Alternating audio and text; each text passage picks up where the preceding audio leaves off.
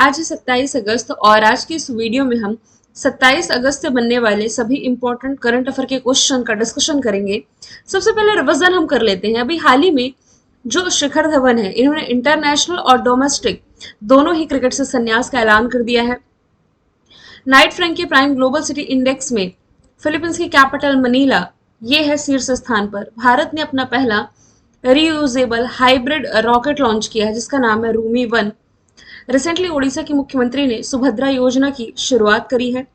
अभी हाल ही में बोत्सवाना में दुनिया का दूसरा सबसे बड़ा हीरा खोजा गया है। सबसे बड़ा ये साउथ अफ्रीका में खोजा गया था। भारत की पहली महिला राष्ट्रीय रेसिंग चैंपियन बनी है डायना पुंडोले।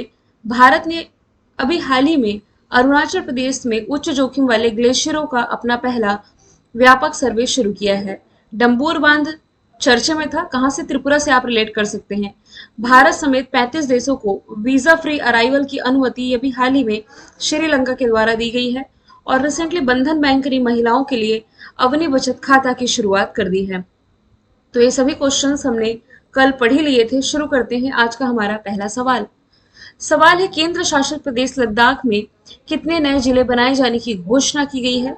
तो यहाँ पर कुल अब 5 नए जिले बनने जा रहे हैं और इसकी घोषणा अभी हाल ही में की गई है केंद्रीय गृह मंत्री अमित शाह जी के द्वारा। केंद्र सरकार ने लद्दाख में जास्कर, द्रास, शाम, नुब्रा और चांगथांग ये 5 नए जिले के गठन करने का निर्णय लिया है। फिलहाल लद्दाख में केवल 2 ही जिले हैं। कौन कौन से? लेह और कारगिल। दोनों जिलों के पास अपनी स्वायत्त जिला परिषदें हैं जो उन्हें संचालित करती हैं। नए जिलों के गठन के बाद लद्दाख में अब कुल मिलाकर के 7 जिले हो जाएंगे। और मैं आपको बता दूं, लद्दाख जो है ना, ये नवनिर्मित यूटी बनने के बाद इसने स्वयं का ही आप कह सकते हैं राजकीय पशु और राजकीय पक्षी घोषित किया था। राजकीय पक्षी घोषित किया था ब्लैक नेक क्रेन को। राजकीय पशु यहाँ से इंपॉर्टेंट है। क्यों इंपॉर्टेंट है आगे मैं बताऊंगी। हिम तेंदुआ यानी कि स्नो लेपर्ड इसका राजकीय पशु है। क्यों इसके बारे में मैं आपको बता रही हूँ? क्योंकि इसी हिम तेंदुओं को लेकर के पहली गणना अभी रिसेंटली जारी की गई थी और हिम तेंदुओं पर जारी पहली गणना के अनुसार मैंने आपको ये भी बताया था कि भारत में कुल 718 हिम तेंदुए हैं जिसमें कि सबसे ज्यादा ये कहां पर बताए गए हैं? लद्दाख में 477 यानी कि 477 इनकी संख्या रही है। चलते हैं दूसरे सवाल की तरफ। यूनिफाइड पेंशन स्कीम लागू करने वाला देश का पहला राज्य कौन बना है? तो ये रिसेंटली बन गया है महाराष्ट्र। यूनिफाइड पेंशन स्कीम ये केंद्रीय सरकारी कर्मचारियों के लिए एक नई योजना है जो कि 1 अप्रैल 2025 से लागू की जाएगी। इसका उद्देश्य है सरकारी कर्मचारियों को सेवा की अवधि और अंतिम आहरित वेतन के आधार पर स्थिर पेंशन प्रदान करना है। यूनिफाइड पेंशन स्कीम, इसके तहत कर्मचारी राष्ट्रीय पेंशन योजना से स्विच कर सकते हैं और इंटीग्रेटेड यानी कि एकीकृत पेंशन योजना का लाभ उठा सकते हैं। योजना में कम से कम 10 साल की सेवा के बाद 10,000 रुपए प्रति महीने की पेंशन की गारंटी दी गई है और इसके अतिरिक्त रिटायरमेंट पर एक मुश्त भुगतान और पारिवारिक पेंशन का भी प्रावधान किया गया है। बात की जाए यदि महाराष्ट्र की कैपिटल मुंबई मुख्यमंत्री एकनाथ शिंदे, राज्यपाल रमेश बैस। नेशनल पार्क में संजय गांधी नवेगांव तडोबा पेश नेशनल पार्क। सर्वश्रेष्ठ कृषि राज्य का अवार्ड इसने अभी हाल ही में जीता है। सुजाता सोनिक महाराष्ट्र की पहली महिला मुख्य सचिव बनाई गई है। भारत में जो सबसे बड़ा डीप ड्राफ्ट बंदरगाह बनने जा रहा है महाराष्ट्र में ही। 27वां राष्ट्रीय युवा महोत्सव का जो आयोजन है नासिक महाराष्ट्र में किया गया। महाराष्ट्र पुलिस का डीजीपी रश्मि शुक्ला को बनाया गया और फॉरेन डायरेक्ट इन्वेस्टमेंट का सबसे बड़ा प्राप्तकर्ता राज्य महाराष्ट्र ही रहा है। ओडिशा की यदि मैं बात करूं तो पीरियड लीव देने वाला ये तीसरा राज्य बना है केरल और गुजरात के बाद में। उत्तर प्रदेश से आप रिलेट कर सकते हैं सर्ववेद नाम का मंदिर जो कि दुनिया का सबसे बड़ा मेडिटेशन सेंटर है। मंदिर नहीं है, मेडिटेशन सेंटर है। वाराणसी में इसका उद्घाटन किया गया था। और मध्य प्रदेश से आप रिलेट कर सकते हैं इसकी सोलर सिटी जो कि सांची है, भारत की पहली सोलर सिटी हो जाएगी। सवाल नंबर तीसरा है, बांग्लादेश क्रिकेट बोर्ड का नया अध्यक्ष किसे चुना गया है? तो अभी हाल ही में जो फारूद अहमद हैं, ये बने हैं बांग्लादेश क्रिकेट बोर्ड के नए अध्यक्ष और इन्होंने स्थान लिया है किसका? नजमुल हसन पापून का। देश में राजनीतिक अशांति के मद्देनजर वर्तमान में जो इसके अध्यक्ष रहे थे, कौन थे अध्यक्ष? पापोन। इन्होंने अपने पद से इस्तीफा दिया और अब जो बांग्लादेश क्रिकेट बोर्ड है, इन्होंने आपातकालीन बैठक की जिसके दौरान 58 वर्षीय अहमद को इसका अध्यक्ष चुन लिया गया है। फारूक अहमद की मैं बात कर रही हूँ। अच्छा, अभी यहाँ अशांति है तो T20 वर्ल्ड कप जो महिलाओं का है, वुमेन T20 वर्ल्ड कप की बात कर रही हूँ मैं, जो 2024 में अक्टूबर के महीने में होने जा रहे थे। बांग्लादेश इसे होस्ट कर रहा था, लेकिन अब ये शिफ्ट हो चुका है कहाँ पर? यूएई में। ऑप्शन से यदि रिलेट करेंगे ना तो एशियाई क्रिकेट परिषद के अध्यक्ष जय शाह हैं, जल्द ही इनका स्थान ये लेंगे पाकिस्तान क्रिकेट बोर्ड के मोहसिन नकवी।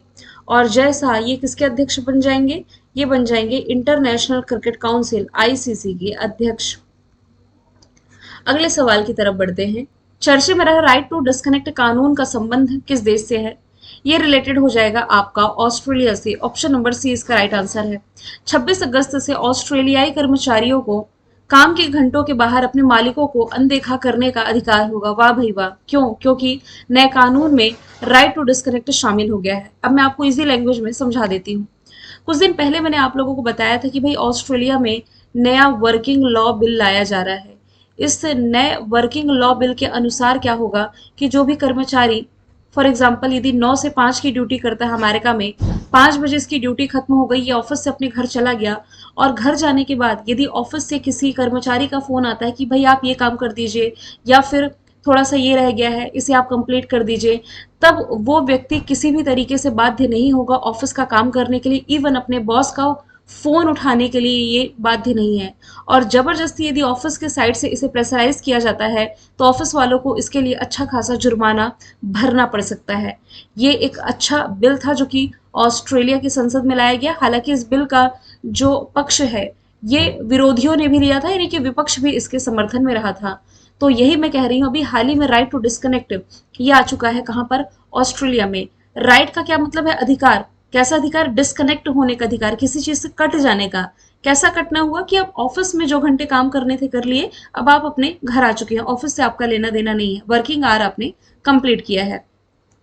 फरवरी में पारित ये जो कानून है ये उन कर्मचारियों की रक्षा करता है जो काम के घंटों के बाहर अपने नियोक्ताओं के संचार की निगरानी करने, पढ़ने या जवाब देने से इनकार करते हैं।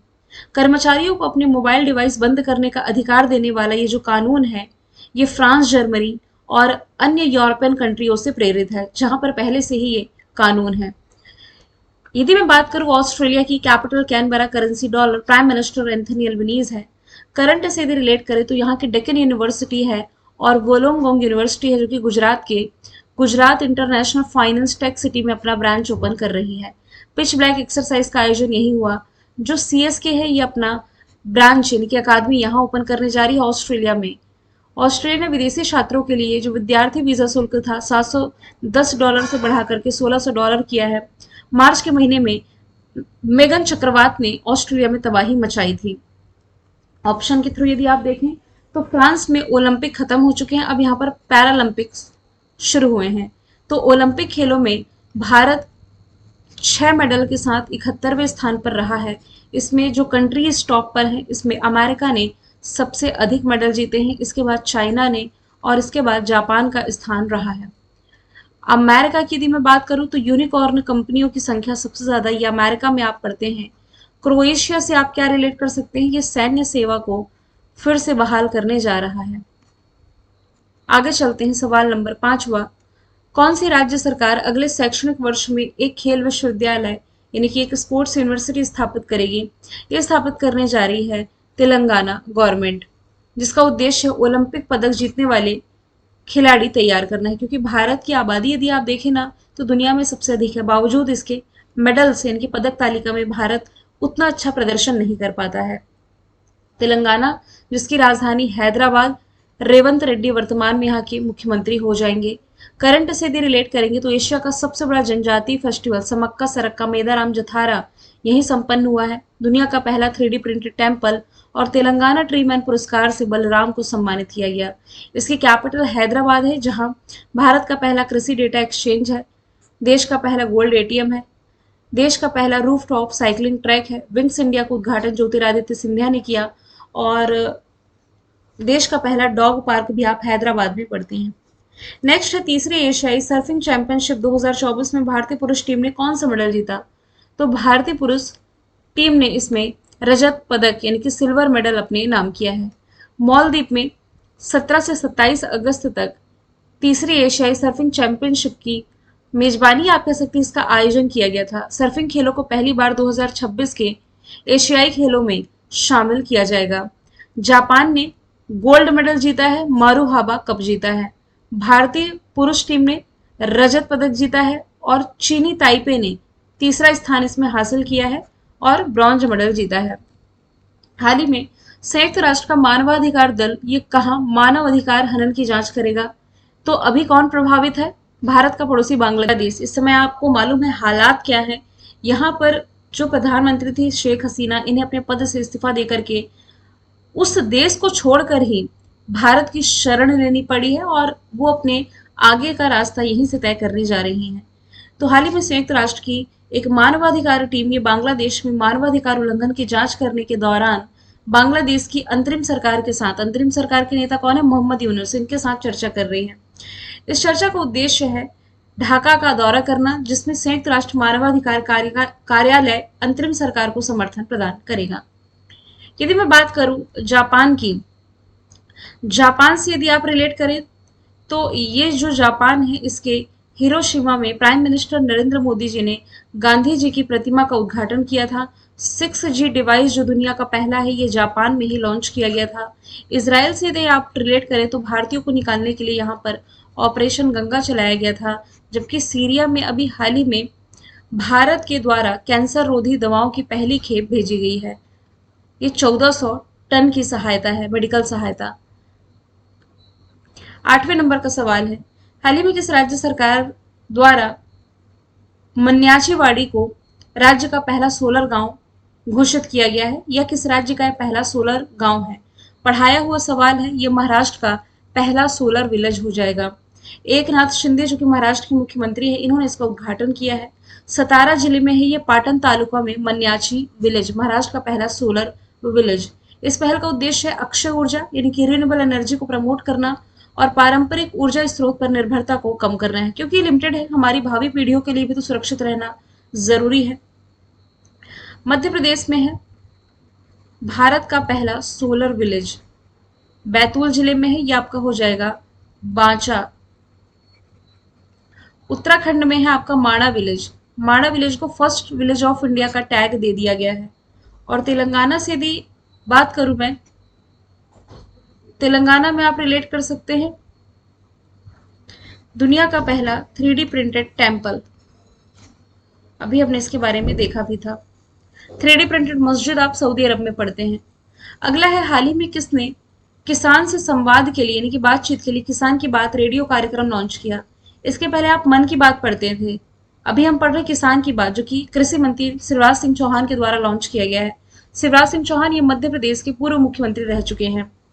ये कार्यक्रम प्रधानमंत्री नरेंद्र मोदी के लोकप्रिय कार्यक्रम मन की बात से प्रेरित है। इसका उद्देश्य है किसानों को मंत्री, कृषि वैज्ञानिक और मंत्रालय के अधिकारियों से बातचीत करने का मौका देना। अब कितना ही मौका मिलेगा ये तो आप जानते ही हैं। खैर, करंट में हम पढ़ रहे हैं, शिवराज सिंह चौहान के द्वारा ये किसान की बात रेडियो कार्यक्रम लॉन्च कर दिया गया है। अगला सवाल है, उत्तर भारत की सबसे बड़ी फ्लोटिंग सौर परियोजना की शुरुआत कहाँ हुई? तो ये की गई है खंडवा के पास ओंकारेश्वर में। कहाँ है ये? मध्य प्रदेश में। मध्य प्रदेश के ओंकारेश्वर में 90 मेगावाट ऊर्जा उत्पादन करने वाली मध्य और उत्तर भारत की सबसे बड़ी फ्लोटिंग सोलर परियोजना चालू हो गई है।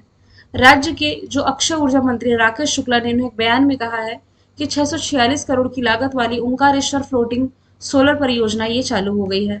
यदि मैं बात करूं, इंदौर की क्लीनेस्ट सिटी ऑफ इंडिया है, भारत की सबसे स्वच्छ सिटी ये हो जाएगी। ग्वालियर है जो इसे यूनेस्को के द्वारा सिटी ऑफ म्यूजिक यानी कि संगीत शहर के रूप में मान्यता दी गई है। जबकि first solar city of India क्या पढ़ा है हमने? सांची मध्य प्रदेश, सम्राट अशोक के द्वारा बनवाया गया था। स्टैटिक जीके में यदि हम देखें तो भारत में सबसे ज्यादा कॉफी का उत्पादन करता है कर्नाटक। दक्षिण भारत की सबसे ऊंची चोटी है अनामुडी, भाषाई आधार पर गठित पहला राज्य आंध्र प्रदेश। किसने कालिदास की प्रसिद्ध रचना शाकुंतलम का पहली बार अंग्रेजी में अनुवाद किया? William Jones. गुर्जर प्रतिहार वंश की स्थापना नागभट्ट प्रथम है। छत्तीसगढ़, उत्तराखंड, झारखंड 2000 वर्ष 2000 में ये राज्य बने थे। सोमनाथ मंदिर गुजरात में है। भारतीय राष्ट्रीय कांग्रेस की पहली महिला अध्यक्ष शेनी बेसेंट थी। मैंने कल आपसे पूछा था T20 वर्ल्ड कप का नवा संस्करण जो बांग्लादेश में होना था, अब कहाँ होगा? यूएई में। आज का सवाल है, भारत ने मुनाल उपग्रह के प्रक्षेपण के लिए किसके साथ समझौता किया है? इसका आंसर जो भी आप कमेंट बॉक्स में बताइएगा। फिर हम मिलेंगे नेक्स्ट वीडियो में। Thank you so much.